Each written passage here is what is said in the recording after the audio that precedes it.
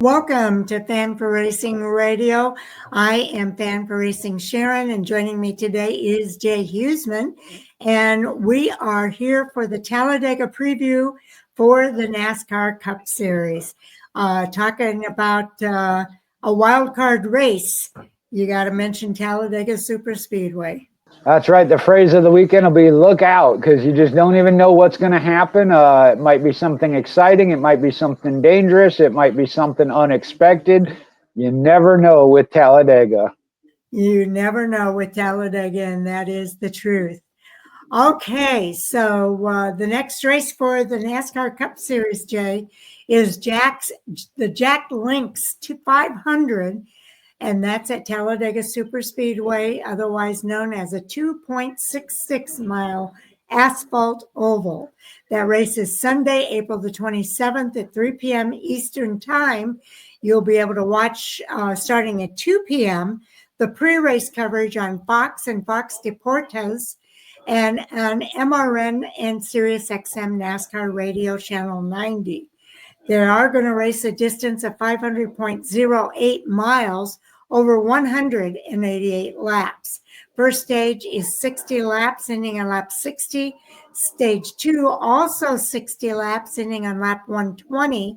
And then the final stage will end on the last lap and is 68 laps for the final stage, and that ends on lap 188. Now, you'll be able to watch the Busch Light Pole qualifying on Saturday. That's available on Amazon Prime, MRN, and SiriusXM. That is at 10:30 a.m. this Saturday, April the 26th.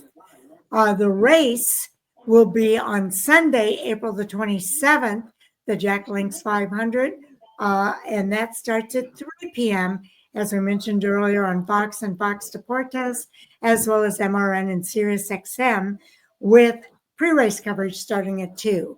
So what does our entry list tell us this week, Jay?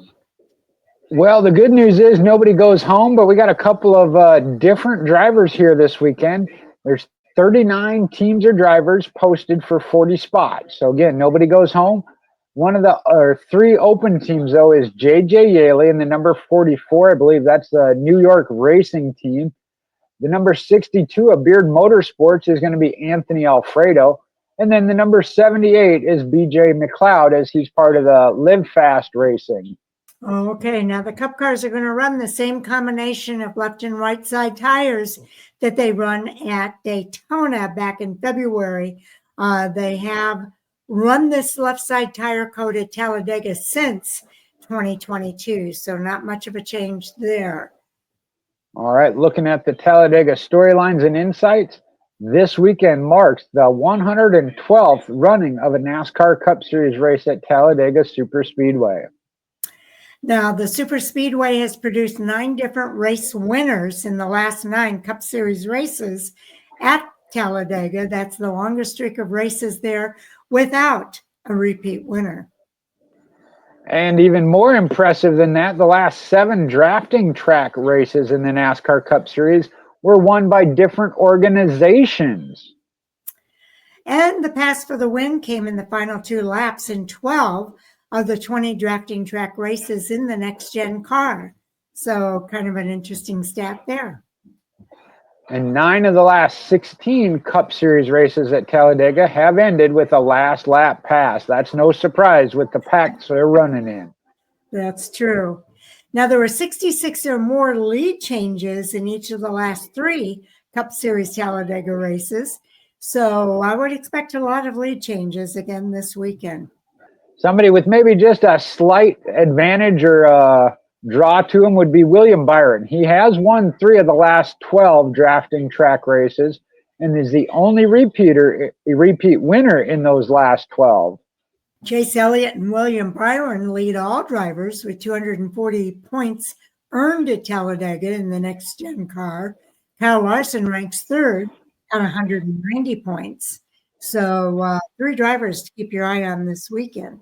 Looking back at Atlanta earlier this year, Christopher Bell's win with Joe Gibbs Racing gave them their first win on a drafting track in the next-gen car. So that was kind of interesting. I wouldn't have necessarily believed that, but it's true. There might be a new sheriff in town. The Talladega pole winner finished 17th or worst in each of the last 6 races there in the next-gen car. That's one of those tracks I wouldn't want to be the pole winner. Yeah, I don't know that that has anything to do with the next-gen car. That just has to do with luck of the draw. It does. Now, the race winner has started 10th or worse in 9 of the last 10 races at Talladega, and that goes back as far as 2020. Again, such a wild card, it don't matter. Now, there are a total of 46 different drivers that have won the pole at Talladega in the Cup Series. 6 are active this season. They include Christopher Bell, who has 2, Chase Elliott with 2, and Michael McDowell with 2. Austin Dillon, Denny Hamlin, and Ricky Stenhouse each have 1. Well, we want to pull one of those out of that group, though. Michael McDowell. He has won the pole for 5 of the last 7 races on drafting tracks, and that includes both poles at Talladega last year. That's interesting. Bill Elliott leads Cup Series in poles at Talladega. He has 8 and holds the records for the most consecutive Cup poles at Talladega with 6 straight from 1985 to 1987. Now, a total of 10 of the 52 NASCAR Cup Series Talladega Superspeedway race winners are active this season. They're led by Brad Keselowski, who has 6 victories, and that's followed by Ryan Blaney with 3, as well as Joey Logano. Mentioned Ricky Stenhouse Jr. has 2, as well as Kyle Busch, Chase Elliott, Denny Hamlin. And then Tyler Reddick, Ross Chastain, and Bubba Wallace each have 1. So a lot of previous winners maybe looking to break that streak of different winners. I think the sentimental favorite would be Brad Keselowski. I talked to a guy today. It was Kyle Busch, since he hasn't won. But yeah, Brad's another one I think would be a great party at Talladega if he were to win. Yeah, I think so too. Now, 3 active drivers earned their first career Cup win at Talladega, including Brad Keselowski back in 2009. Ricky Stenhouse did it in 2017, and Bubba Wallace in 2021. Oh, I left Stenhouse off of that. I would have gotten Bubba Wallace and Keselowski. Now, the late, great Dale Earnhardt leads the Cup Series in victories at Talladega with 10. He earned his first victory at the track back in 1983. Dale Earnhardt Jr. leads the Cup Series in consecutive wins at Talladega with 4 straight, dating from 2001 through 2003. And this is one of those good but bad stats. Ford has led 72% of the laps on drafting tracks in 2025, but has 1 top 5 and no wins. They just can't close the deal. It's disappointing for Ford, I'm sure. Another Ford stat here. Ford won the last 3 Cup poles at Talladega. The last time they won 4 consecutive here dates back to 1996 through 1997. Maybe they can make it 4 this weekend if Michael McDowell or Ryan Blaney or Joe Logano grabs the pole. Well, the one you got to throw in there is Josh Berry, as he accounts for 2 of Ford's 7 top 5 finishes in 2025, and that includes their only win. He is the only Ford winner this season. That's amazing. Now, Ford's 7 top 5s and 21 top 10s are their fewest since 2016, in which they had 7 and 15 respectively, meaning 7 top 5s and 15 top 10s. But don't panic, because they've won the last 3 championships thanks to Penske. So we'll see where they're at the end of the year. That's kind of amazing when you think about it. Now, each of the last 3 races at Talladega ranks in the top 11 for most lead changes all time in the Cup Series. And that only counts lead changes at the start-finish line, not anywhere on the track. Okay, well, let's talk about Kyle Larson for a minute. Kyle Larson's 2 of his 3 top 5 finishes on drafting tracks came in the last 3 races. So he might be hot.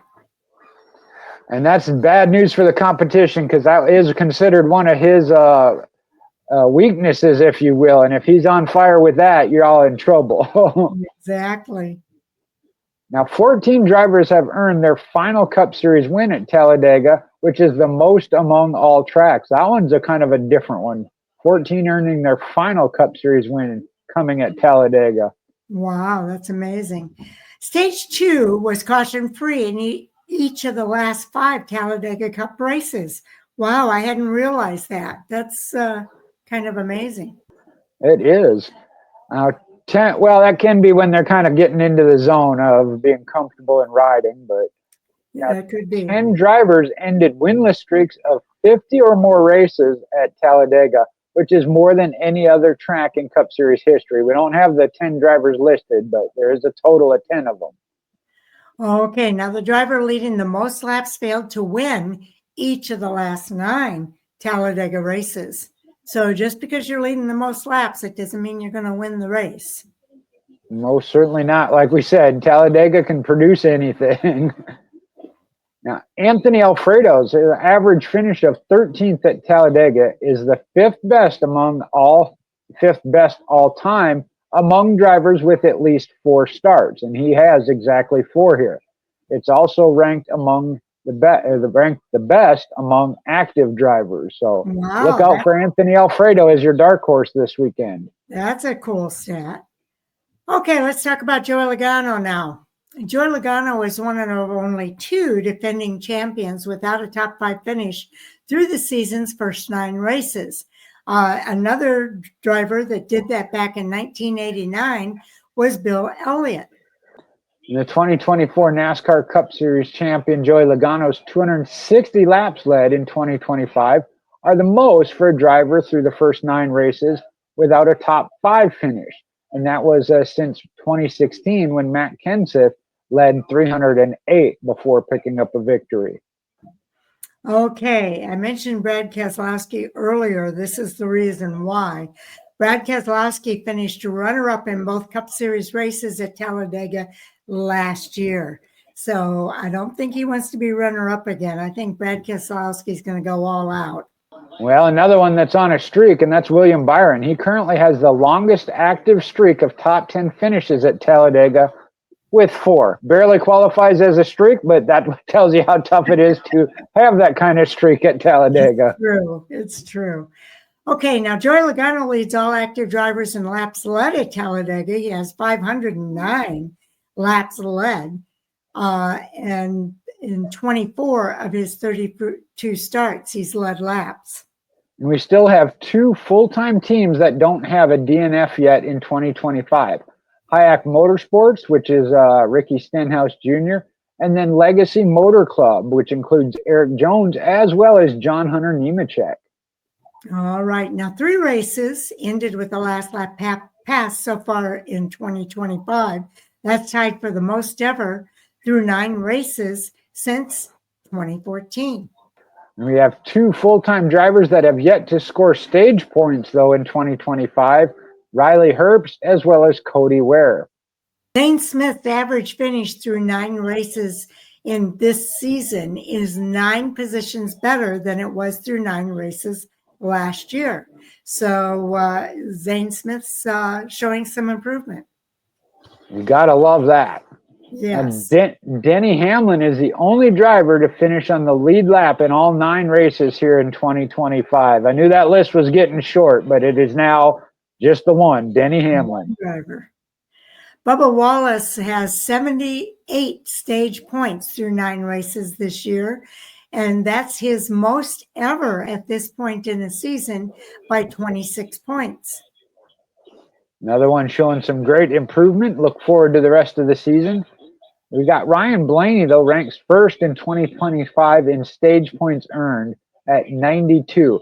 And that's 33% of his total points this season have come from stages. Again, we mentioned Ford's just not seeming to get the finishes, but they're running well and picking up those stage points. Yes, indeed. Okay, since the start of the 23, Ford has claimed 77.1% of the top 5 qualifying spots at drafting tracks, including 5 full sweeps of the top 5, most recently at Atlanta earlier this year. Another driver showing some great advancement is Ryan Preece. He's currently 14th in points, his career best through 9 races. Previously, 21st was his best, and that was in 2021. Now, over the last 3 races, Ty Gibbs moved from 34th to 20th in the series point standings. So he's really turning his ship around. And that's good to see. I enjoy it anyway. I know the competition might be a little worried, but Hendrick Motorsports, they've won the last 4 stages, which is the longest streak in series history is 5. So they'll look to tie that this weekend. And it starts with that very first stage. Hendrick Motorsports have now won the last 3 races in every season since 1994, extending their record streak. That one doesn't surprise me in the least. HMS been dominant for a long time. Now, the largest point deficit to overcome to point into the playoffs without a win after 9 races is 53 points by Tyler Reddick in 2021. So you'll have to look at the points standings to see who that affects. But right now, it's starting to be push time. It is. And speaking of that, we've got a few drivers here that are more than 53 points out as we enter Talladega. They include Ty Dillon, Eric Jones, Brad Keselowski, Noah Gragson, Riley Herbst, Shane Van Gisbergen, Cole Custer, and Cody Ware. Another reason why I think Brad Keselowski wants to get that win. Oh, most certainly. And again, there's the whole list. Any one of them, again, has a shot this weekend at Talladega on a drafting style track. Now, Joe Gibbs Racing at 5 and Hendrick Motorsports at 3 have combined to win 8 of the first 9 Cup races of 2025. So that tells you where those 2 organizations are at. It sure does. And William Byron leads the Cup Series point standings. He now has a lead of 30 points over second-place driver Denny Hamlin after Bristol. We talked about the stages for HMS, and that includes Kyle Larson. He swept both stages at Bristol, and in doing so has now tied Martin Truex Jr. for the most stage wins in the Cup Series with 66. Now, Larson, though, hasn't won a stage at Talladega. Something to keep your eye on for sure. Now, Austin Dillon's birthday will be Sunday, which is race day. He turns 35. 3 drivers have won the Cup Series on their birthdays. It includes Cale Yarborough, who did it twice at North Wilkesboro in 1977 and Atlanta in 1983. Kyle Busch did it twice at Richmond in 2013 and at Kansas in 2021. And Matt Kenseth did it in Las Vegas at 2013. Well, no better way to celebrate your birthday than a victory, that's for sure. Now, the Cup Series starts a 28 straight a week, 189 days stretch of races to end the season. That starts at Talladega this weekend and includes the All-Star race. That is the longest stretch of consecutive weeks raced in series history. I know there was a lot of talk about that of this weekend was the Cup Series only off weekend. We do have some dignitaries that will be at Talladega this weekend as well. They have announced that the country music star Justin Moore is going to headline Saturday night's concert this spring. The multi-platform artist and ACM award winner is sure to bring all the country vibes to Talladega ahead of the Cup Series race, the Jack Links 500. So it'll be after the Xfinity Series race and before the Cup Series race. Justin Moore has earned multiple ACM and ACA People's Choice and ACC Award nominations, including an ACM Award for New Artist of the Year. In his established career, Moore has released 8 studio albums and charted 18 times on the U.S. Billboard's Hot Country Songs and Country Airplay charts. He had numerous #1 singles, including Small Town USA, You Look Like I Need a Drink. And If Heaven Wasn't So Far Away, till my last day, and among many more. Now, Talladega Superspeedway has announced that NASCAR Cup Series driver Joey Logano will be inducted into the Talladega Walk of Fame at Davey Allison Memorial Park. The three-time Cup Series winner at the famed Superspeedway is set to join a prestigious list of NASCAR legends, and that'll be Friday, April 25th at 5:30 p.m. Eastern Time. Also, former Talladega City Council President James E. Spratlin is it will also be honored for assisting in the establishment of the Talladega Texaco Walk of Fame and Davey Allison Memorial Park.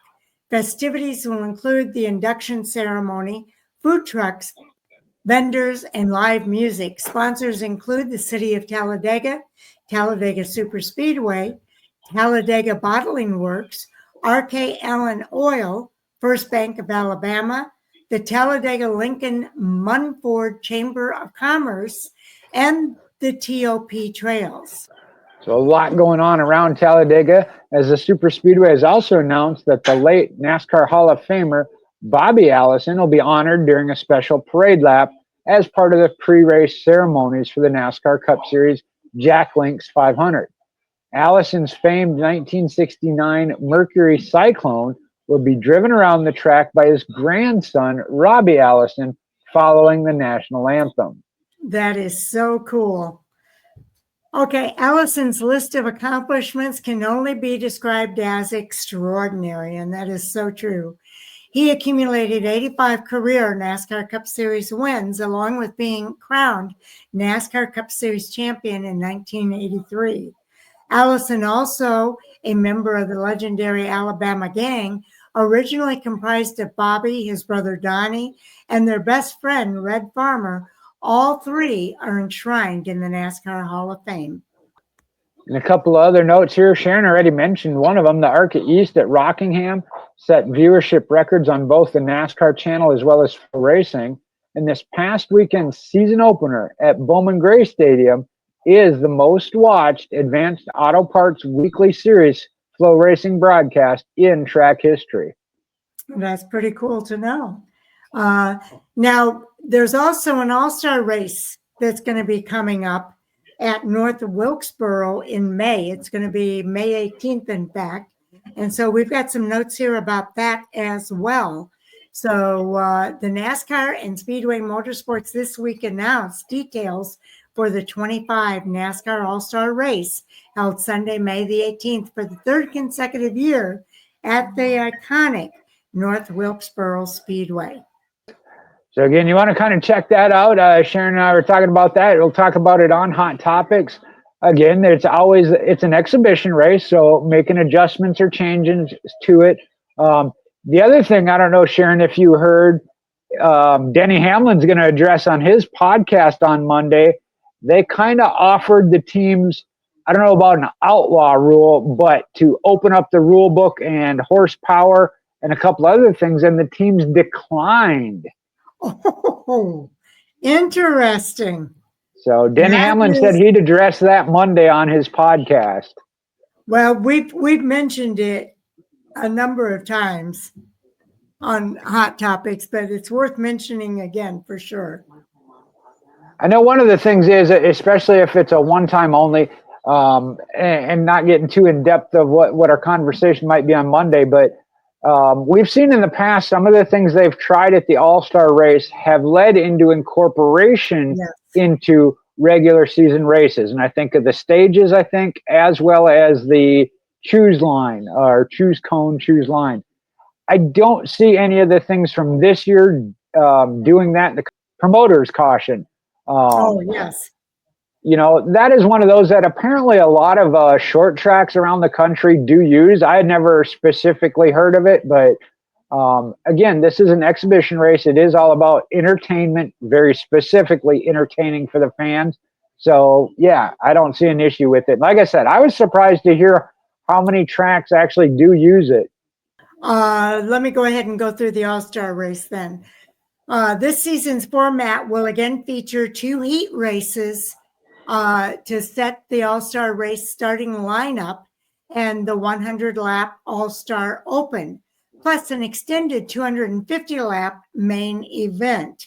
In addition to a longer all-star race, several new aspects will debut, including a manufacturer showdown, a promoter's caution that Jay was talking about, modifications to open qualifying, and the Pit Crew Challenge eligibility.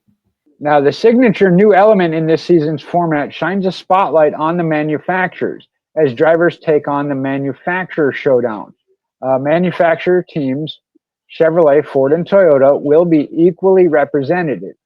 The members per team will be determined by the least represented manufacturer, and an equal number of drivers from the other two manufacturers will be selected based on the final all-star grid starting positions.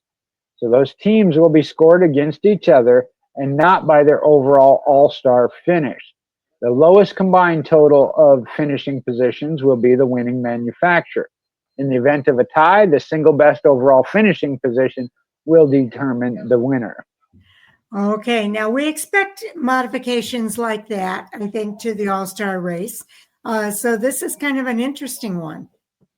Okay, now the NASCAR All-Star race will be at 250 laps with a competition break at or near lap 100 and an optional promoter's caution that must be executed prior to lap 220. If the promoter's caution has not yet occurred and a natural caution flag falls after lap 200, the optional caution will no longer be in play. The new twist adds an element of unpredictability and excitement as teams try to prepare for when or even if the promoter's caution may occur. So that's going to be kind of an interesting twist. It certainly is. And like I said, for an all-star race, an exhibition race, I'm all for it. Whatever they throw at it, I like it. Now, Saturday's All-Star Open also gives drivers who are not guaranteed a spot in the main event the chance to lock into the All-Star race. Now, the 100-lap All-Star Open will have a competition break at or near lap 40 and will not only determine which drivers advance to the main event, but could also change the number of drivers eligible from each manufacturer for the manufacturer showdown. Now, the three open drivers who will advance to the All-Star race are the top two race finishers from that race and then the fan vote winner. And don't forget about that. The NASCAR All-Star race fan voting is now open on NASCAR.com/fan vote. Okay, the All-Star Weekend festivities are going to begin on All-Star Friday, presented by Raymar Oil, with a combined All-Star Open qualifying and Pit Crew Challenge presented by Mechanics Wear. New this season, the Open and All-Star qualifying will be combined and pit crews of all teams entered. All-Star and Open are eligible for the Pit Crew Challenge. I love the Pit Crew Challenge. I've been lucky enough to see that in action and at Charlotte, and I just think it's fantastic that they do that because they are part of the team, and I think they should be recognized. I love it. Absolutely, and I know they used to do that as a separate event. I know that costs money, and you got to have a sponsor and all, but I'm glad to see they've incorporated it back in some form or fashion. Me too. Now, the Open cars will go first, and the results will determine the lineup for the Open, and then the All-Star cars, which will follow to set the starting lineups for the heat races. Now, this format will again bring together traditional qualifying with the Pit Crew Challenge. Drivers will take the green flag, run one full lap at speed, and on the second lap proceed to one of two NASCAR designated pit stalls for a 4-tire stop, no fuel. When the pit stop is complete, the cars will exit pit road and race back to the checkered flag. Now, the qualifying time will be the total elapsed time from green flag to checkered flag, and the pole sitter will start on the pole for heat race number 1 and the All-Star. The pit crew with the fastest stop during the All-Star qualifying attempt, no penalties, is the winner of the Pit Crew Challenge. Timing lines are established one box behind and one box ahead of the NASCAR designated pit stop boxes. Pit Crew Challenge results will determine pit picking order. There you go. There's something on the line for it, too. So they're Yes, definitely there going to is. be giving it their all. Now, Saturday night will feature two 60-lap heat races that'll determine the starting lineup for the All-Star race. And that'll be among the drivers that are already locked into the field. The results of Heat 1 will establish the inside row. The results of Heat 2 will establish the outside row. The action-packed weekend will conclude Sunday night with the All-Star Open and the All-Star Race.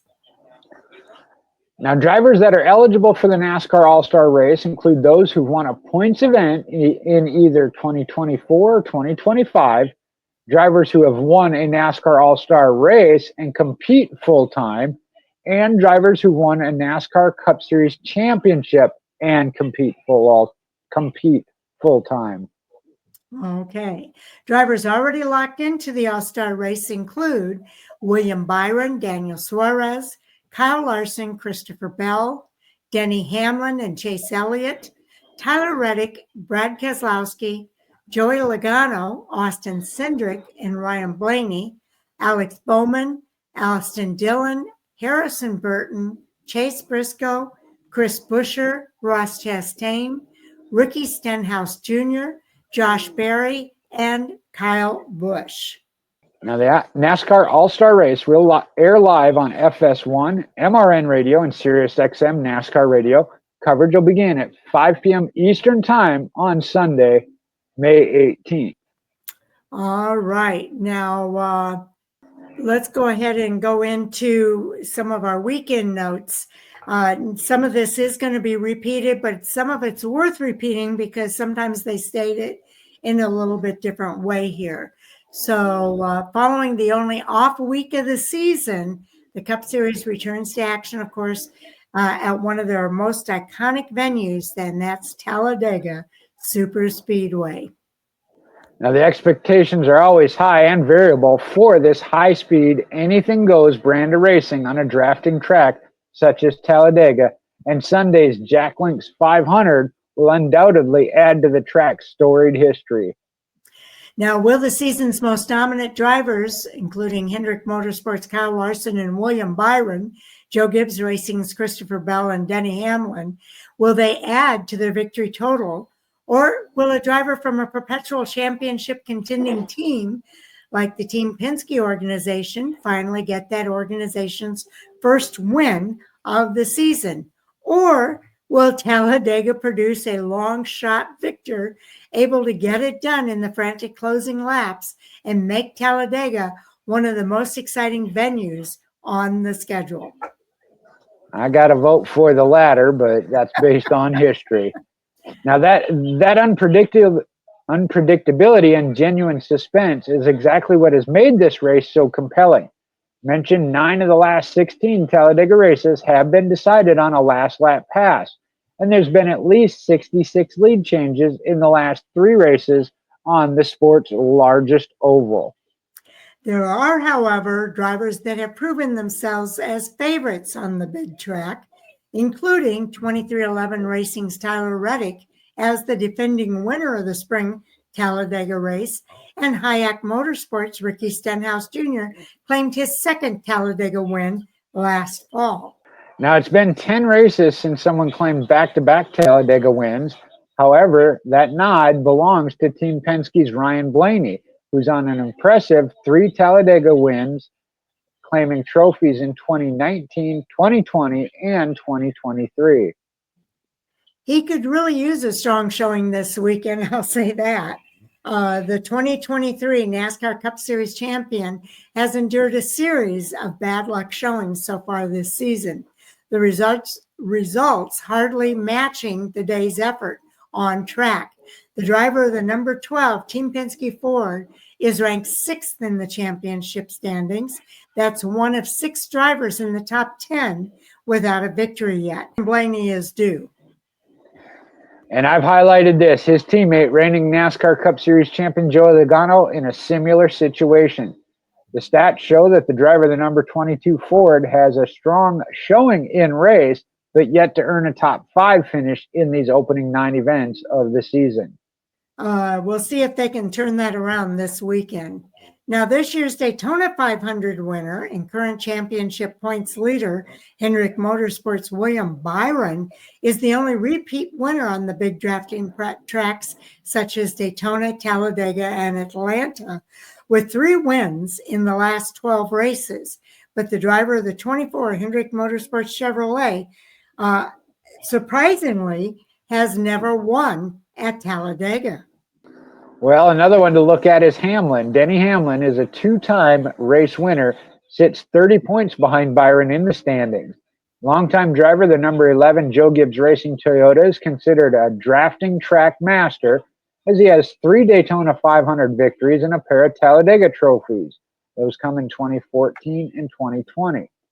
Hamlin is the only driver to finish on the lead lap in all 9 races this season, and his JGR teammate Christopher Bell, a series best 3-time race winner in 2025, is ranked 3rd in the championship standings, whereas the driver of the number 20, Bell, is looking for his first Talladega win.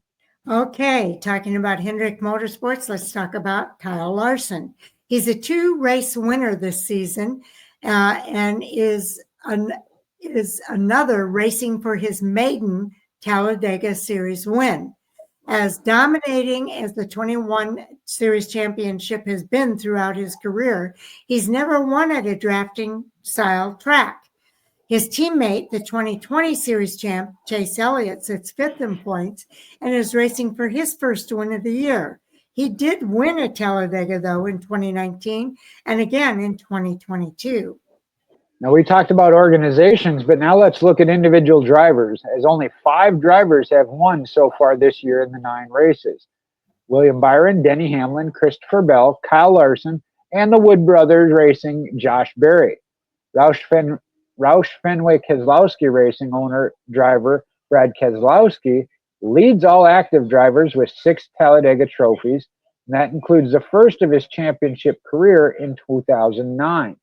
He finished runner-up, though, in both Talladega races last year. Right now, he's ranked 31st in the points and badly needing a good showing here to get back into title talk. I do think he wants to do that. Now, the 2-time Series champ Kyle Busch is also a multi-time Talladega race winner, last taking a trophy at the big track in 2023. The driver of the number 8 Richard Childress Racing Chevrolet sits 15th in the standings, and he's looking also for his first win of the season and in the series since the 2023 season. So both of those drivers would be sentimental favorites, I think. Most certainly. Now, defending spring race winner Tyler Reddick and his 2311 racing teammate Bubba Wallace are winless in 2025, but also considered drafting track favorites. They are ranked 7th and 8th, respectively, in the standings. Wallace claimed his first series trophy at Talladega just a few years ago in 2021. Of note, the driver that led the most laps in the last 9 Talladega races failed to win. And we mentioned this earlier, but it's worth repeating again. The Busch Light Pole qualifying is Saturday morning at 10:30 a.m. on Amazon Prime, MRN, and SiriusXM NASCAR Radio. Spiro Motorsports driver Michael McDowell is the defending pole winner. And interestingly, the pole winner hasn't finished better than 17th in the last 6 Talladega races. So keep your eye on that this weekend as well. So don't start up front. Don't lead the most laps, but be near the front because you could go into overtime. And yeah, then you got to just win. Yeah, avoid the big one or anything else that happened. Yes. Easy weekend. A tall order, I think. Well, we'll see what happens at Talladega Superspeedway this weekend, and it is hard to pick a favorite. It's unfair to ask anybody to pick a driver for this weekend because it could be anybody. It really could, and I think anybody that does win, there's obviously a reason and a good storyline behind it. For me, I would have to go with Kyle Larson. Again, super speedways or drafting style tracks have not been his strong suit or forte, but we saw what a streak he's on as far as good runs. So I want to give the nod and see Kyle Larson do it. My sentimental favorite is Brad Keselowski. I'm hoping he pulls off a win this weekend. I'd be okay if Kyle Busch does it as well, but I'd like to see a new winner at Talladega. They're not new winners, but they would be new winners this season. I think I'd like to see another new winner for the season. Well, then another one you could look at and would obviously be a big fan favorite. I know it's not quite home, but that it would be Chase Elliott. Again, very popular as he came into the sport. Talked about Bill Elliott's records and stats at Talladega. So I think Chase Elliott would be another huge, huge win should he pull off the victory. And I'd also like to see one of the Fords win. And Ryan Blaney. I know they're not favored to win, but I'd love to see Ryan Blaney or Joe Logano come up with that victory as well. And it wouldn't hurt my feelings if it was Austin Cindric either.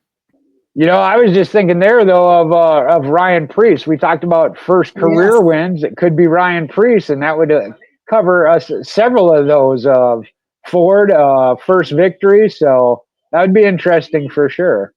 Now, none of those are really favored to win because it's a Chevrolet track.